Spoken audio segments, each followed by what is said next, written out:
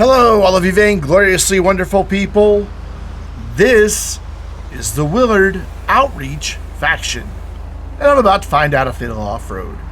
This is our insert number here, week of the Agents of Sabotage DLC for GTA Online and World Offroad. Yeah, we might be on a bit of a break for this season because nothing new has been released for the past couple of weeks, and as of this video, we will have tested everything that's out. There's still the Lows speed, I don't know how to pronounce that, and the Coquette D5 yet to come, along with a bunch of drift cars. We'll test one of them. It'll be the Cheburek. And then that's it. That's everything. Everything else is planes and helicopters and a jet? No.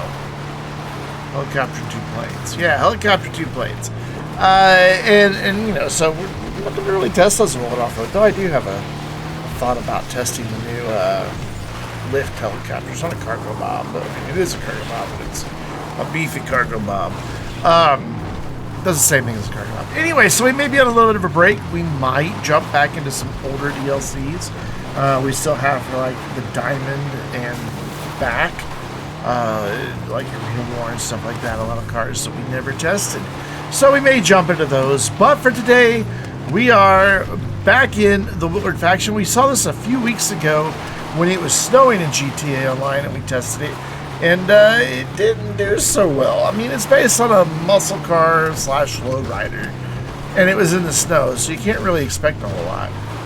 In the dry conditions, doing much better, except for, you know, the fact that it still wants to spit out if you're not careful.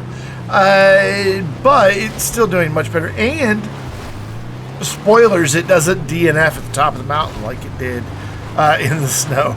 So yeah, it got all the way to the top and then could not make the final little climb up to the very top where we stopped.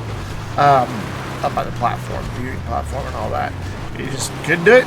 Not with a granny run. No matter what I did, it couldn't make it. So yeah. By the way, yeah, Twitter is now X'd from my channel. Get it? Now we're doing Blue Sky. So if you have Blue Sky, go follow me. That was the link right there. I'll still be posting on Space Karen's site from time to time, but I'm going to try to slowly transition over to Blue Sky because you know what?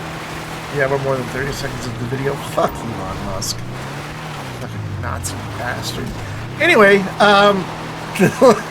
that got dark really quick, didn't it? Anyway, yeah, so doing a lot better. We were, I want to say in the snow, this thing was like 4 or 5 minutes to get this far up the mountain.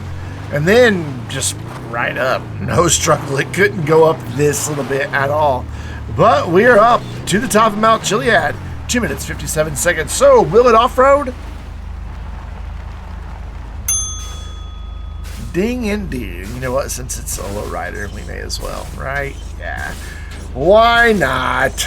You know, just show off that chromed suspension. I love that both Commander Hobo and Sparing Donkey are in the exact same vehicle. Gone blank on the name. The classy Chevy S10. Why can't I think of the name of that? It's like right there. I know it, but whatever. There we go. We had some wee-woos. Some more wee-woos, because this does have the siren unique from the other emergency vehicles that we can buy. I want to say it's the same as like the FIB Buffalo and the FIB SUV, right? They have that siren? I could be wrong about that. Anyway, so how does this stack up, the Outreach faction? Out of 461 vehicles as of this video, it is 206th. So not the greatest, but you know, it's in the top half. I guess it has that going for us. It is 0.05 of a second slower than the Ponte Ruiner and 0.12 of a second faster than the Invetero Coquette, the original one. In emergency vehicles, we have tested 20 of them. Yeah, I had a really, really bad lag spike there. Just dropped a massive amount of frames. Nothing I can do about that with the video to edit it and make it better. It's just there, and that's just how it's going to be. But anyways, out of the 20 emergency vehicles we have tested, it is 11th, so in the bottom half. It is 4.33 seconds slower than the Classic Impaler LX Cruiser, and 4.35 seconds faster than the... I don't know what that was. I don't know that it just spun out right there. 4.35 seconds faster than the Bravado Greenwood Cruiser. Yeah, definitely a lot more trouble with this thing coming down than going up. In Agents of Sabotage, we have tested 9 vehicles, and this is 8. It is 14.5 seconds slower, or we could say 14.5 seconds slower than the Invetero Coquette D10 Pursuit, and then the 10th place vehicle, the Taco Van DNF. So yeah, it's faster than something that DNF'd. I mean, yeah, I tried to do a really nice drift, and like most people tried to show off in a drift in a corner, I ran into a tree. At least it wasn't a crowd of people. I take that back. Or, you know, a street sign or something like that. But, yep, we are down 2 minutes, 39 seconds. Hobo just pulling off a beautiful jump and then a lovely roll. He just had to show off there at the end of the roll. But we're going to go back to the top of Mount Chiliad, where I have a 1 level irony since I'm in a police vehicle. I still can't think of the name of that truck. Oh, looks like Donkey had a little bit of trouble. I don't know. It's bugging me that I can't think of the name of that truck. But anyways, we fling the cars off the top of Mount Chiliad because it's fun. And because it's science. Not because it's fun, because it's science. This is a very serious thing we do in Willard Off-Road. This is important testing. The whole video, the descent, controlled descent, this bit right here, all of it. Very scientific, very rigorous testing to exacting standards to find out, you know, how vehicles can drive up and down a mountain where they were never intended to go. And then we fling them off because you're eventually going to fall off the mountain. If you're like 98% of GTA drivers, you're going to fall off the mountain. So we want to know what type of damage, it takes. It's not the Yosemite. I want to call it the Rattle, but that's a whole different thing. The Rattle is a Vapid. It's like a rally truck thingy. It's just, can you tell it's really bothering me? I know what it's called. I just can't think of it. It's just brain 404 on that file. Definitely still spinning around. Doesn't help that I have the suspension raised at all. That makes your traction actually worse if you didn't know. But yeah, it's getting flung around. It is taking a beating, especially like, you look at that roof there at the ABC seat pillar. It is quite caved in. Yes, I had to count back for the pillars, but we are down 1 minute 40 seconds. So let's take a look at the damage on the Outreach faction. All of the windows are gone. All the non-emergency lights are busted. The hood is missing. The right fender is missing. The doors are missing. Has bent wheels and pretty significant body damage. Not only is the roof caved in, we've got some rippling there on the side, and if you look at the front here as we slowly spin back around, it's all caved in as well. Ooh, we spin up there at the end. How exciting. There's our support vehicles in the name of the truck. I can't remember. From the front and from the rear, it's the Walton L30 something. There it is. That's only because I see it on Donkey's truck. Anyway, that brings us to our next vehicle, the Vapid Caracara Pursuit. I love this truck. It's a ton of fun to drive, and I think it looks exceptional as a Beach Patrol vehicle. I wish there was a Beach Patrol livery instead of just police, but I went with the yellow to match the other Beach Patrol stuff. I like the Granger and the helicopter that flies around. I just thought, you know, it looks like that's where this would be. That where's the Park Ranger vehicle. By the way, yes, Commander Hobo is in an Insurgent pickup custom, and yes, he is towing a boat. I think it's a Tropic. I got it in at one point, but I think it said it was a Tropic. I don't know. Oh, I got 2 hikers. Nice. And yeah, he decided he wanted to bring a boat with him on the back of his weaponized armored pickup truck. Hobo's gonna hobo. But it was a lot of fun. He did struggle, but he still managed to keep up a lot of speed. He's not too terribly far behind. It'll be interesting to see if he makes it all the way up to the top of the mountain. But you can hear the conversation and listen to his struggles in the behind-the-scenes version of Willard Off-Road. That is an ad-free, less edited video that, like it says, it's behind the scenes. So you can hear our Discord conversation, and you can see outtakes and in-between scenes and fails and all that great stuff in the behind-the-scenes videos for Willard Off-Road, as well as other, as I smack inside of my headset. I hope Mike didn't pick that up. But Willard Off-Road and all other community videos have behind-the-scenes versions. There's information on how you can become a channel supporter and gain access to that.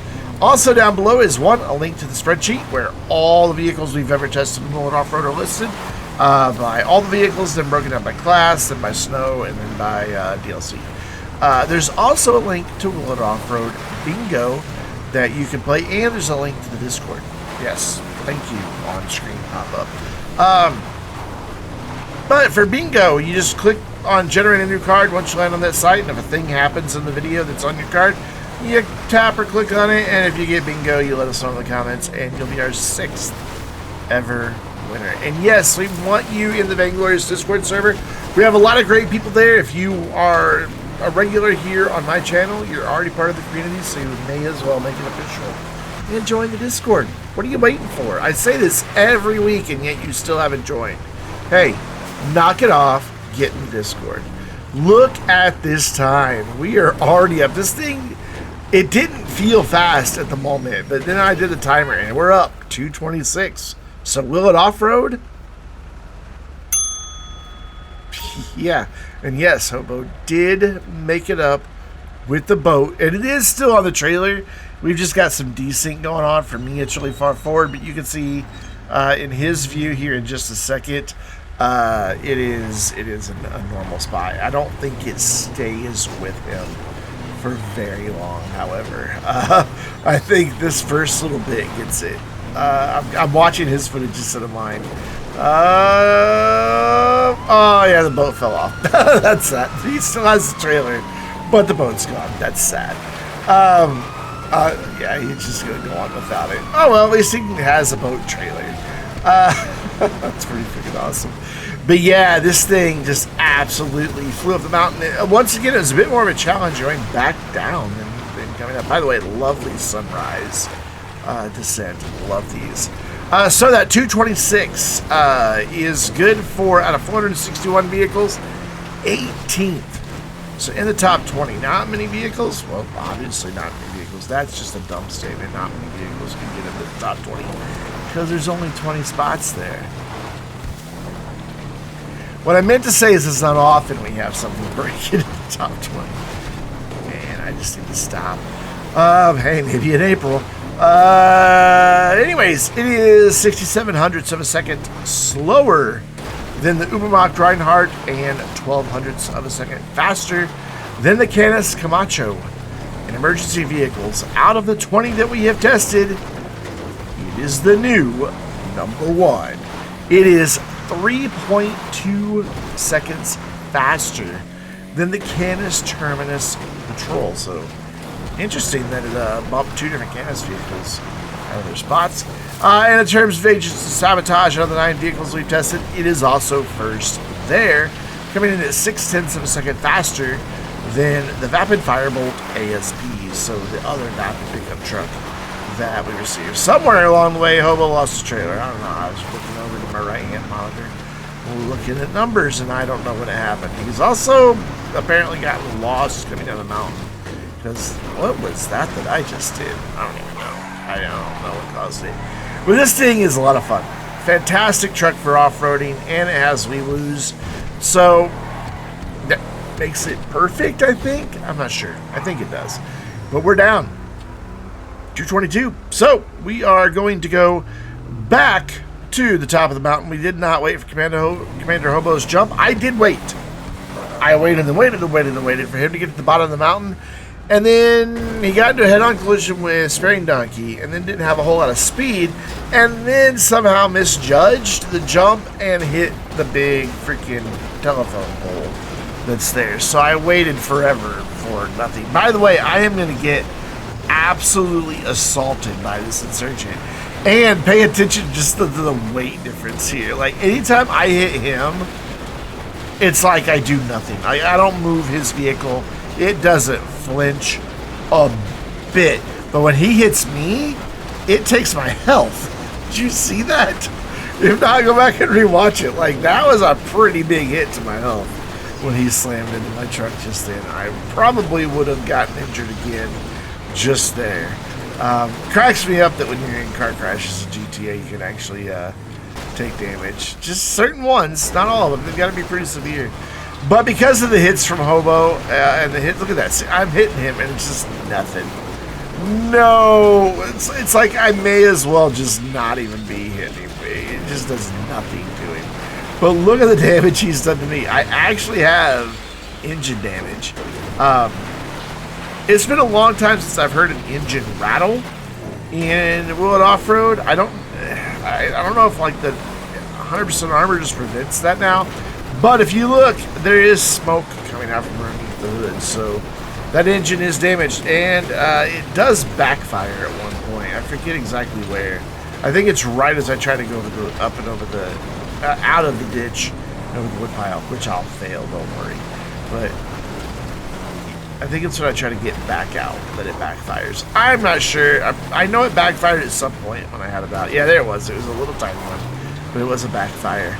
But this thing is beat up, but we are down. 1 minute 59, basically 2 minutes. So let's take a look at damage on the Caracara Pursuit. All of the windows are gone. All the non-emergency lights are missing. The light bar fell off before I even started the damage descent. And the grill lights are now broken. All the doors are gone. The rear bumpers are gone. The hood and tailgate won't close. It has bent wheels. It has body damage and significant engine damage.